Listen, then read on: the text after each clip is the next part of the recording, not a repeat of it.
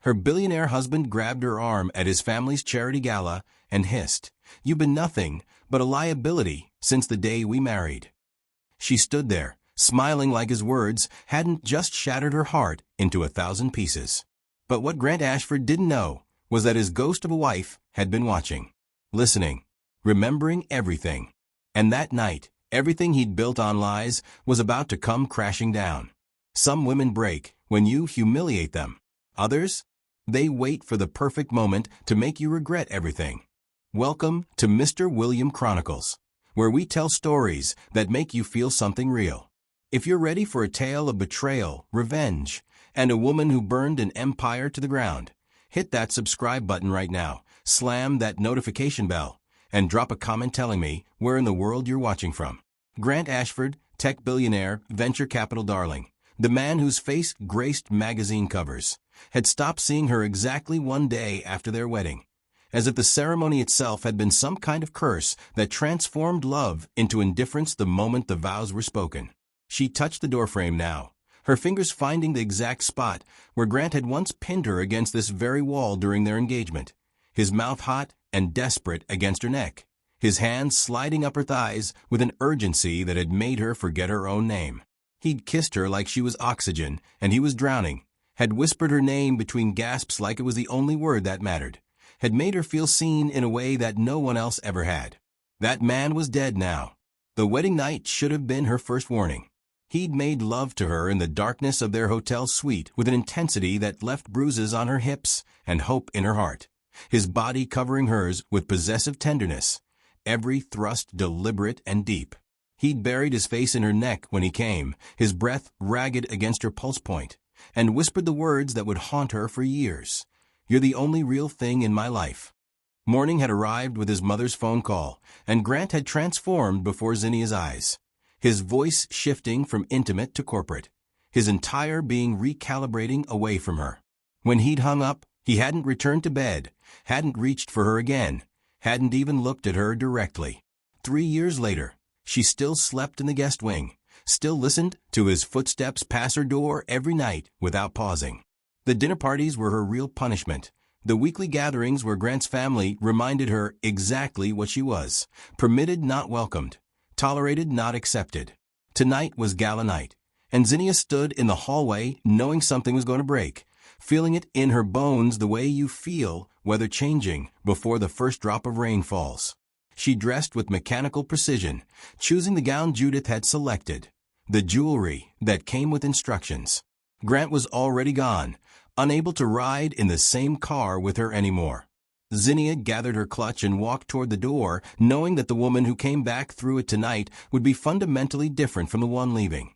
And whatever came after would be written in ashes and truth instead of love and lies. The Ashford family dinner before the gala was a masterclass in cruelty disguised as civility, and Zinnia had learned to navigate it the way soldiers navigate minefields, every step calculated, every breath measured, knowing that one wrong move would detonate something designed specifically to destroy her. Judith Ashford sat at the head of the table like a queen presiding over a kingdom, her silver hair perfectly arranged, her diamonds catching light with every dismissive gesture she made in Zinnia's direction. And her smile was the kind that looked warm in photographs, but felt like frostbite up close. Grant sat to his mother's right, his attention fixed on his phone, scrolling through emails or stock reports or anything that allowed him to pretend his wife wasn't standing at the sideboard waiting for instructions like hired help. "Zinnia, darling, we're waiting," Judith said, her voice dripping false sweetness as she gestured toward the wine bottle. And Zinnia moved forward with the bottle in steady hands even though her insides were screaming. Preston, Grant's younger brother, shifted in his chair as she approached, positioning himself so that when she reached across to pour his wine, his hand would inevitably brush against her waist, his fingers lingering just long enough to make his intentions clear while maintaining plausible deniability if anyone bothered to call him out. No one ever did. Grant's eyes stayed locked on his phone while his brother touched his wife, saw nothing, said nothing, did nothing. His silence more violent than Preston's hands, because at least Preston's cruelty was honest about what it was. Camille, Grant's sister, had her phone angled perfectly to capture Zinnia's humiliation, the little red light indicating she was recording. building her archive of shame to share later with their social circle. Proof that the girl from Philadelphia who dared to marry above her station was being properly reminded of her place. "You really should learn to walk more gracefully," Camille said, not bothering to lower her voice, her tone suggesting helpful advice, while her eyes promised malice. "All that clumping around like you're still serving drinks at some dive bar instead of living in a penthouse." The other dinner guests laughed, polite chuckles that said they'd witnessed the cruelty but wouldn't acknowledge it, complicit in their silence, performers in this theater of casual destruction. Zinnia poured wine with hands that didn't shake, smiled like the words hadn't landed, moved to the next guest while dying inside by increments, so small no one would notice, until she was completely gone. Have you ever been slowly erased while everyone watched and pretended not to see, diminished so gradually that by the time you realized what was happening, there was almost nothing left to save? Judith caught Zinnia's eye as she returned to the sideboard, and in that look was everything the matriarch had spent 3 years communicating without words. "You were a mistake. You don't belong here. He'll realize it soon enough. And when he does, I'll be there to remind him that I warned him about girls like you who mistake access for acceptance and confuse temporary tolerance for a permanent place. We should discuss the seating arrangements for the gala," Judith said, addressing the table while looking directly at Zinnia. "I've placed you near the back, dear, where you'll be less visible. We wouldn't want you drawing the wrong kind of attention." Zinnia cleared plates in silence, while the family discussed her absence from the main gala tables, as if she weren't standing 3 feet away, and her mind escaped to Vermont the way drowning people reach for air, desperate for any memory that proved she'd once been loved instead of tolerated. 6 months into their courtship, Grant had taken her to a cabin buried in mountains where cell service died, and the only sounds were whined through pines and their own breathing. And for 5 days they'd existed in a world where his empire couldn't reach them, and his mother's expectations couldn't poison what they were building together. He'd been different there, or maybe he'd been real there, and everything since had been the performance. But either way, the man who'd made love to her on bearskin rugs before the fireplace had treated her body like sacred territory he was privileged to explore. His hands had moved with deliberate slowness, learning every curve and hollow, discovering what made her gasp and what made her beg. His mouth following paths his fingers had mapped until she'd forgotten there was a world beyond the cabin walls, and his skin against hers. Have you ever been touched like your pleasure mattered more than anything else in the universe? Like the person loving you would rather die than stop learning what made your body sing? That's what Grant had given her in Vermont. Attention so complete it felt like worship. Intimacy so consuming she believed nothing could ever come between them. Because how could you share that kind of vulnerability and then just walk away? He'd told her things between kisses, confessions whispered against her neck while he was still buried deep inside her. Secrets about the loneliness of his childhood and the specific kind of damage that comes from being raised as an investment rather than a son.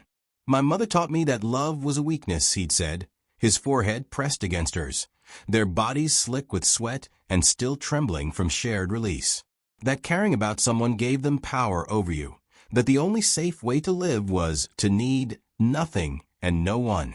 She'd held him through the nightmares that followed, had whispered that she saw him beneath the armor he wore for the world, that he didn't have to be strong with her, that she would keep his secrets and guard his heart like it was her own. He'd wept into her hair with the kind of vulnerable breaking that only happens when someone finally feels safe enough to stop performing strength. "You're the only real thing in my life," he'd sworn, still inside her, his voice raw with emotion. "The only person who sees me instead of what I own." That man had died the moment they returned to New York, or maybe he'd never existed at all. Maybe Vermont had been a beautiful lie they'd both wanted to believe. The charity gala glittered with the kind of wealth that felt obscene when you knew how many people were starving 3 blocks away. Crystal chandeliers throwing light across ballroom walls, while servers in black uniforms circulated with champagne that cost more per bottle than most people earned in a week. Zinnia stood at the edge of the crowd watching Grant work the room with practice charm, shaking hands and laughing at jokes that weren't funny, performing the role of beloved billionaire philanthropist, while his wife existed as background decoration, present enough to maintain the illusion of marriage, but irrelevant enough to ignore completely. Judith held court near the auction tables, surrounded by socialites who hung on her every word. And when her eyes found Zinnia across the ballroom, her smile sharpened into something that promised the evening's entertainment was about to begin. Grant's business rival, Marcus Chun, arrived with an entrance that made conversations pause and heads turn. His reputation for destroying competitors preceding him like a storm front moving across previously calm waters. He carried a folder under his arm, thick with documents that looked official enough to be dangerous. And when his eyes locked on Grant, something predatory moved across his face that made Zinnia's stomach clench with borrowed anxiety for a man who'd stopped deserving her concern years ago. The confrontation happened near the bar, where everyone could witness it. Marcus, approaching Grant with the confidence of someone holding cards his opponent didn't know were missing from the deck. His voice just loud enough to draw a crowd without seeming deliberately theatrical. "We need to discuss your family's recent financial activities," Marcus said, flipping open the folder to reveal spreadsheets and bank statements that made Grant's face go pale beneath his practiced smile. Judith materialized at her son's side with the speed of someone who'd been monitoring the situation from across the room, her hand on Grant's arm possessive and controlling, her voice dropping to urgent whispers that Zinnia couldn't hear, but could read in the rigid set of Grant's shoulders. Whatever Marcus had discovered, it was bad enough to shake even Judith's legendary composure. And Zinnia felt something dark and satisfying unfurl in her chest watching them scramble, watching their perfect facade crack under pressure they hadn't anticipated. Preston appeared next, then Camille, the whole family circling wagons around their threatened empire, while Zinnia stood apart, separate, forgotten as always. And in that moment of their distraction, she understood with sudden clarity that she'd been granted a gift. Invisibility meant they never bothered to hide things from her, because hiding required acknowledging someone was watching. She'd seen the documents Marcus now held months ago, had stumbled across them on Grant's laptop when he'd left it open while showering, had spent an entire afternoon photographing spreadsheets and email threads that detailed frauds so extensive it made her hands shake with borrowed guilt for even knowing it existed. The charity gala continued around them, but the center of the ballroom had become a stage where the Ashford family's crimes were being quietly exposed. And Zinnia watched Grant's face cycle through denial, anger, and finally desperate calculation as he tried to determine how much Marcus knew and how much damage could be contained. Judith's whispers grew more urgent, her perfectly manicured fingers digging into Grant's arm with enough force to leave marks. And when Grant finally looked across the room at Zinnia, his expression wasn't plea for support or acknowledgement of shared crisis, but accusation, as if somehow Marcus's revelations were her fault, her failure, her embarrassment to him. He crossed the ballroom with purposeful strides, grabbed Zinnia's arm hard enough to bruise, and pulled her toward a quieter corner where his family couldn't hear what he was about to say.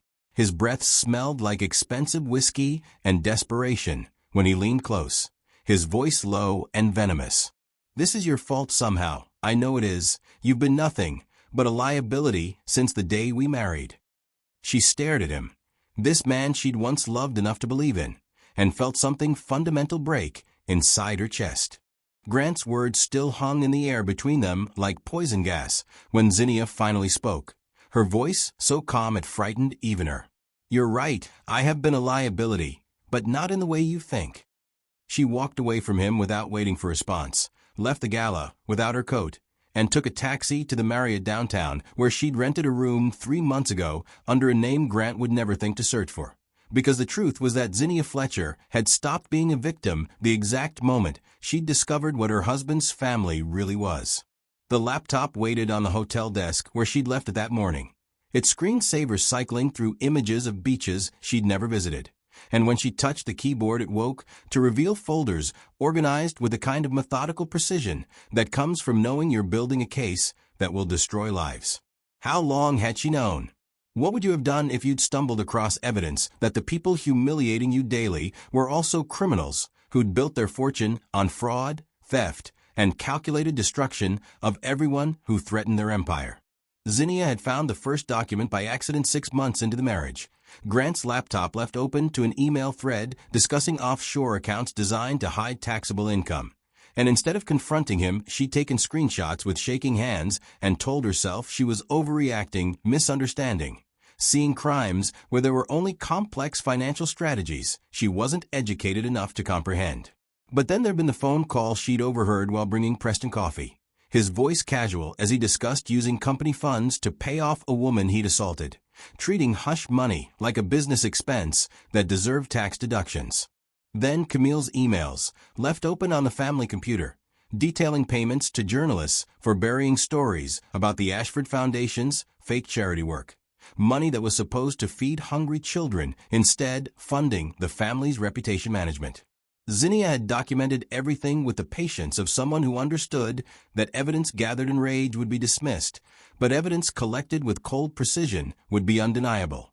And she'd stayed silent not because she was weak, but because some part of her had still believed that love might save them, that Grant might choose her over his family's corruption, if she just gave him enough time to find his way back to the man he'd been in Vermont. Tonight had killed that hope permanently. She opened the laptop and pulled up 3 phone numbers she'd saved months ago. Securities and Exchange Commission, Internal Revenue Service, investigative journalist, whose exposés had brought down senators and CEOs. Her finger hovered over the first contact, and in that moment Zinnia understood that what came next wasn't revenge, but accountability, not destruction, but justice. And the only question that mattered was whether she had the courage to burn down an empire that deserved to fall. Zinnia pressed dial on the first number at 11:47 p.m., her voice steady despite the adrenaline turning her blood into electricity. And when the SEC night operator answered, she spoke with the clarity of someone who'd rehearsed this moment 1,000 times in her mind. "My name is Zinnia Ashford, and I'm calling to report securities fraud, tax evasion, and systematic financial crimes committed by Ashford Ventures over the past 7 years. I have documentation, including email correspondence, bank statements, and recorded conversations that prove deliberate manipulation of market positions and insider trading that's generated illegal profits exceeding $400 million. The operator's tone shifted from bored to alert in seconds, questions coming faster as Zinnia walked her through folder structures and file names, promising to upload everything to their secure server within the hour. Her hands moving across the keyboard with surgical precision, while her heart hammered against her ribs like it was trying to escape her chest. Call number 2 went to the IRS Criminal Investigation Division, a different operator but the same script. Zinnia's voice never wavering as she detailed offshore accounts in the Cayman Islands and Switzerland, shell corporations designed to hide taxable income, charitable donations that were actually payments to family members for services never rendered, a web of financial deception so complex it had taken her months to fully map, but would take federal investigators mere weeks to confirm once. They knew where to look. Have you ever held information so explosive you could feel its weight in your hands, known that speaking words out loud would detonate someone's entire existence, and wondered if that made you powerful or monstrous or just finally free? The IRS agent asked her to repeat specific account numbers, and Zinnia rattled them off from memory, because she'd stared at these documents so long they'd burned themselves into her brain like scars, permanent reminders of every time she'd chosen silence over truth because she'd still believed in a love that had never actually existed. The third call was to Rachel Kim, investigative journalist, whose number Zinnia had gotten from a Columbia professor she'd befriended at one of Grant's tedious faculty mixers. And Rachel answered on the second ring despite the late hour, because real journalists never sleep when stories are breaking. "I'm Grant Ashford's wife, and I'm ready to tell you everything about how one of America's most celebrated philanthropist families has been running a criminal enterprise disguised as venture capitalism for nearly a decade." Rachel's breathing changed on the other end of the line, that particular inhale that happens when a journalist realizes they've just been handed the story that will define their career. And within minutes they'd arranged a meeting for tomorrow morning, Zinnia promising documents, testimony, everything Rachel would need to write the exposé that would burn the Ashford name to ashes and salt the earth where their reputation had stood. While Zinnia made her calls, Grant was at home in the penthouse celebrating with his family, drinking $1,000 scotch and laughing about how they'd managed to deflect Marcus Chen's accusations at the gala. Too drunk and too arrogant to imagine that the real threat wasn't external competition, but internal betrayal. That the ghost wife they'd spent 3 years erasing had been collecting ammunition the entire time. Morning arrived for Grant Ashford like a physical assault, sunlight stabbing through his bedroom curtains at the exact moment his phone began vibrating with a kind of urgent frequency that meant something catastrophic had happened while he slept off last night's celebratory scotch. His head pounded with hangover rage when he grabbed the device and saw 37 missed calls from his lawyer, his accountant, his PR team, and finally his mother, whose text message contained only 3 words in all caps that made his stomach drop through the floor. Federal agents here. He stumbled out of bed, still wearing yesterday's clothes, his mouth tasting like copper and regret, and made it to his living room just as the news alert flashed across his television screen with a headline that stopped his heart mid-beat. Ashford Empire under federal investigation. Securities fraud, tax evasion, charity scam alleged. The penthouse that had always felt like a fortress suddenly became a prison, floor-to-ceiling windows offering views of a city that was waking up to his family's destruction. And Grant's hands shook so badly, he dropped his phone twice, trying to call his lawyer back. His accounts were frozen, every single one, personal and business. The federal government had moved with the kind of speed that only happened when someone had handed them an airtight case with documentation, so thorough there was no room for legal maneuvering or expensive delays. CNN was running footage of federal agents entering Ashford Ventures headquarters, employees streaming out of the building with boxes of personal belongings, while cameras captured their shock and betrayal. And the ticker at the bottom of the screen kept scrolling more details. Offshore accounts discovered, shell corporations exposed, charity funds misappropriated, criminal charges pending for multiple family members. Grant called his mother and heard something he'd never heard before in his entire life. Judith Ashford's voice cracking with panic instead of control, her words coming too fast as she screamed about betrayal and demanded to know who could have possibly accessed their private documents. Preston was already talking to lawyers about plea deals. Camille had deleted all her social media accounts and was reportedly hiding at a friend's estate in Connecticut, and the family's carefully constructed image was disintegrating in real time across every news platform and social media feed in America. What did you lose while you were busy destroying someone who loved you? And at what point did cruelty stop being power and become the weapon that killed you instead? Grant sank onto his couch surrounded by luxury that suddenly felt like evidence of crimes he'd pretended not to see. And that's when he noticed the silence, the specific emptiness that comes from realizing someone is gone. He walked to Zinnia's room in the guest wing and found a strip clean, closet empty, bathroom cleared of her toiletries, every trace of her existence removed as if she'd never lived there at all, and on the bed was a single note in her handwriting. You wanted me to learn my place. Watch what happens when I rise above yours. 3 months after the night Zinnia dismantled an empire with 3 phone calls and a hotel room full of evidence, she stood in a coffee shop in Portland, Oregon, watching rain streak down windows, while her new colleagues laughed at something genuinely funny instead of cruelly calculated. And the sound of their joy felt like medicine for wounds she hadn't realized were still healing. She'd rebuilt herself from nothing with the kind of deliberate intention that comes from understanding that freedom isn't given but taken, had found work at a nonprofit that actually helped people instead of using charity as a tax shelter, had rented a small apartment with windows that opened and neighbors who smiled without agenda. And for the first time in years, she woke up without dread sitting on her chest like a boulder she couldn't move. The Ashford trial dominated news cycles for weeks, each revelation more damning than the last, and Zinnia watched from a distance with the detachment of someone observing weather patterns in a country they'd left behind permanently. Judith faced 18 federal charges and a prosecutor who'd built a career on bringing down wealthy criminals who thought their money made them untouchable. And the judge had denied bail after prosecutors argued she was a flight risk with resources to disappear into countries without extradition treaties. Preston had already pleaded guilty to 8 counts of fraud in exchange for testimony against his mother and sister. His assets seized to pay restitution to the people he'd victimized. His face permanently associated with a kind of entitled corruption that made regular people's blood boil with justified rage. Camille's carefully curated social media empire had become evidence in multiple criminal cases, every post and video now examined for proof of conspiracy and knowing participation in family crimes. Her influencer career destroyed so thoroughly that brands were issuing apologies for ever having associated with the Ashford name. Grant had lost everything that mattered to people like him, The fortune seized, the company dissolved. The reputation he'd spent his life building now synonymous with fraud and family dysfunction. But Zinnia felt nothing when she saw his face on television looking hollow and aged beyond his years. Have you ever reached the point where the person who destroyed you becomes so irrelevant to your happiness that even their suffering can't touch you anymore? Where indifference becomes the ultimate victory because it means they no longer have the power to make you feel anything at all. She'd loved him once with a kind of intensity that left scars, had believed in a future that never existed outside her imagination.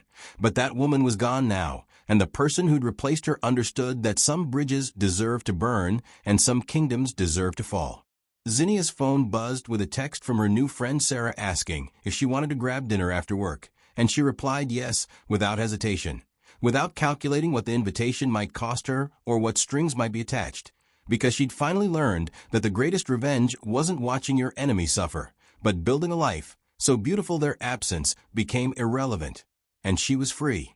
If this story reminded you that you're stronger than the people who tried to break you, smash that like button.